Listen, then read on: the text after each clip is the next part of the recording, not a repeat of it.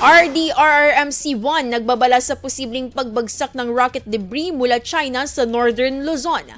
Para sa detalye, narito si Idol Jam Victorio.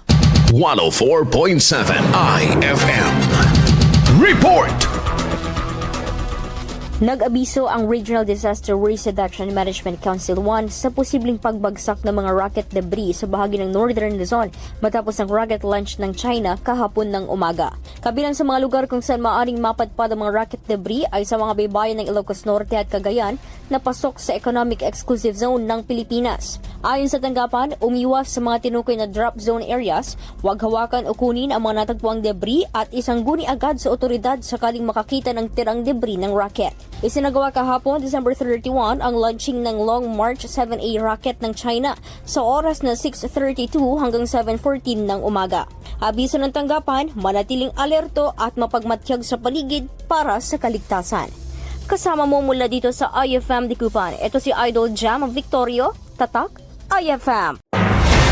IFM News. IFM News. IFM News.